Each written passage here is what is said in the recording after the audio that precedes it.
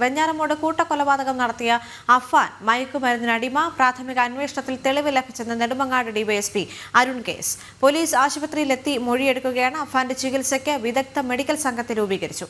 അഫാന്റെ നെഞ്ചിൽ പരുക്കുകൾ ഉണ്ടെന്ന് പോലീസ് വ്യക്തമാക്കി.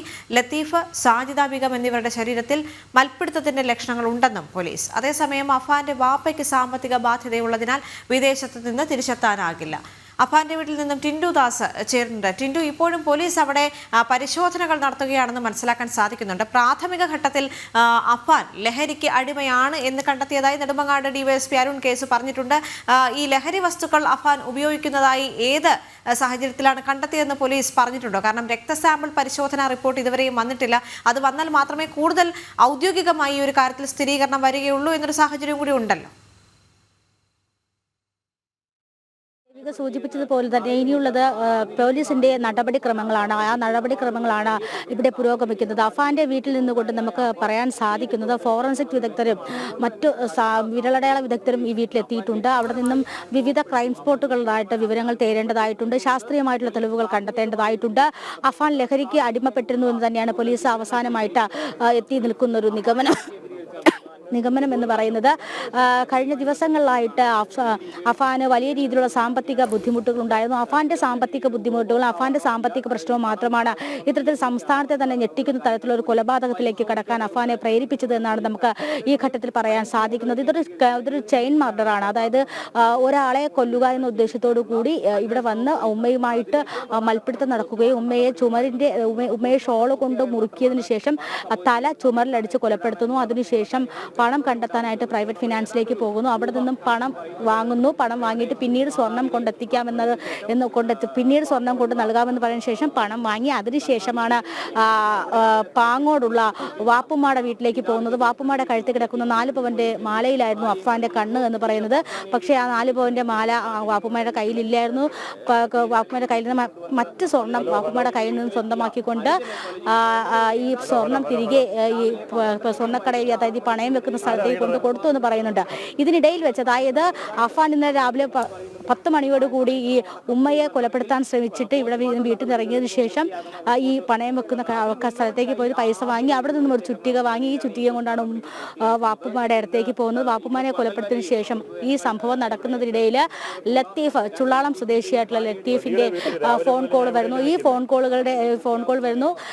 ഈ ഉമ്മയെ വിളിച്ചിട്ട് കിട്ടില്ല എന്ന് ലത്തീഫ് പറയുന്നു. അങ്ങനെയെങ്കിൽ വലിയ വാപ്പാനെയും തീർക്കാമെന്ന ഉദ്ദേശത്തോടു കൂടി വല്യപ്പാന്റെ വീട്ടിലേക്ക് പോവുകയും വല്യപ്പാന്റെ വീട്ടിൽ ചെന്ന് മൽപ്പിടത്തിനൊടുവിൽ വല്യപ്പ ഈ സോഫയിൽ ഇരിക്കുന്ന രീതിയിലാണ് മരണം. അതായത് ലത്തീഫ് അബ്ദുള്ള എന്ന് പറയുന്നത് ഈ സോഫയിൽ ഇരിക്കുന്ന രീതിയിലാണ് മരിച്ചു കിടക്കുന്നത്. അതിക്രൂരമായിട്ട് തന്നെയാണ് ചുറ്റിക കൊണ്ട് തലക്കടിച്ച് കൊല്ലുന്നത്. ദൃശ്യങ്ങൾ കാണാൻ സാധിക്കും. അതോടൊപ്പം തന്നെ വല്യമ്മേനെ അത്തരത്തിൽ മുറിക്കും അടുക്കളയ്ക്കും ഇടയിൽ തലക്കടിച്ച് കൊലപ്പെടുത്തുന്നു. അതിനുശേഷമാണ് 3 മണിയോടുകൂടി ഫർസാനയെ പറയുന്നു. വീട്ടിൽ തന്റെ മുറിയിൽ വന്നിരിക്കാനായിട്ട് ഫർസാനയോട് പറയുന്നു. അതിനുശേഷം വീട്ടിലേക്ക് വരുന്നു. ഈ അഫാൻ വരുന്ന സമയത്ത് ഫർസാന മുകളിലത്തെ മുറിയിൽ, അതായത് അഫാന്റെ മുറിയിൽ അഫാന്റെ ഫോട്ടോയ്ക്ക് സമീപമുള്ള ഒരു കസേരയിലാണ് ഇരുന്നത്. ഈ കസേരയിൽ ഇരുന്നു കൊണ്ട് തന്നെ അഫാൻ ഈ ഫർസാനയെ തലക്കടിച്ച് കൊലപ്പെടുത്തുന്നു. ഫർസാന അഞ്ചൽ കോളേജിലെ 2ാം വർഷ MSc കെമിസ്ട്രി വിദ്യാർത്ഥിനി കൂടിയാണ്. അതിക്രൂരമായിട്ടാണ് ഫർസാനയെ കൊലപ്പെടുത്തുന്നത്. ഫർസാന മുഖത്തൊക്കെ ആഴത്തിലുള്ള മുറിവുകളുണ്ട്. ഒന്നിലധികം തവണ ഈ ചുറ്റിക കൊണ്ട് മുഖത്തും തലയിലും അടിച്ചതായിട്ട് പോലീസ് വിവരം നൽകുന്നുണ്ട്. പിന്നീടാണ് ഏറ്റവും മനുഷ്യ മനസാക്ഷ്യത്തിനെ വേദനിപ്പിക്കുന്ന രീതിയിലുള്ള ഒരു കൊലപാതകം നടക്കുന്നത്. 13 വയസ്സുകാരനായ കുഞ്ഞനുജനെയും ഭക്ഷണം വാങ്ങിക്കൊടുത്തുകൊണ്ട് ഭക്ഷണം നൽകാമെന്ന് പറഞ്ഞുകൊണ്ട് ഈ 13 വയസ്സുകാരനെ സ്കൂളിൽ നിന്ന് വീട്ടിൽ വരുന്ന സമയത്ത് ഈ കുഞ്ഞ് വീട്ടിനകത്തേക്ക് കയറുന്ന സമയത്ത് ഡ്രോയിങ് റൂമിന്റെ സമയം വെച്ച് അതായത് തലയുടെ പിൻഭാഗത്ത് അടിക്കുന്നു. കുട്ടി മരിക്കാത്തത് പിന്നീട് മുഖത്തും അടിക്കുന്നു. കുട്ടീനെ അതിക്രൂരമായിട്ടാണ് മർദ്ദിച്ച് കൊലപ്പെടുത്തിയത്. അപ്പോൾ അതിദാരുണമായിട്ടുള്ള ഈ 5 കൊലപാതകങ്ങളും നടത്തി ഫർസാനയുടെ വീട്ടിൽ നിന്ന് ചേരുന്നുണ്ട്. പ്രശാന്ത്, നമുക്ക് ആദ്യം മുതൽ തന്നെ ചില വ്യക്തതകൾ ഇല്ലായിരുന്നത് ഈ ഫർസാന ആരായിരുന്നു, എങ്ങനെയാണ് ഫർസാന അർഫാന്റെ വീട്ടിലേക്ക് വന്നത് തുടങ്ങിയ ചില കാര്യങ്ങളിൽ അവ്യക്തത ഉണ്ടായിരുന്നെങ്കിൽ പോലും ഇന്നലെ രാത്രിയോടുകൂടി ആ ചോദ്യങ്ങൾക്കെല്ലാം ഉത്തരം ലഭിച്ചിരുന്നു. 3:30 ഫർസാന അർഫാന്റെ വീട്ടിലേക്ക് എത്തുന്നത്. ഫർസാനയെ അവിടേക്ക് അർഫാൻ വിളിച്ചു വരുത്തുകയായിരുന്നു അല്ലേ? ദേവിക, നിലവിൽ അങ്ങനെ തന്നെ വേണം കണക്കാക്കേണ്ടത്. അതിനപ്പുറത്തേക്ക് സാധൂകരിക്കുന്ന തരത്തിലുള്ള ഒരു തെളിവുകളും നമുക്ക് ലഭിച്ചിട്ടില്ല. ഇപ്പോഴും അത് തന്നെയാണ് നമ്മൾ മനസ്സിലാക്കുന്നതും. ഫർസാനെ ഇവിടെ നിന്നും വിളിച്ചുകൊണ്ട് പോയതാണ്. അഹാൻ ഇവിടെ നിന്ന് വന്ന് ഈ വീട്ടിൽ നിന്ന് വിളിച്ചുകൊണ്ട് പോയി എന്നാണ് നമുക്ക് മനസ്സിലാക്കാൻ കഴിയുന്നത്. ഞാനിപ്പോൾ നിൽക്കുന്നത് ഈ ഫർസാനയുടെ വീട്ടിൽ തന്നെയാണ്. അവിടെ ബന്ധുക്കളടക്കം എല്ലാവരും അവിടെ ഉണ്ട്.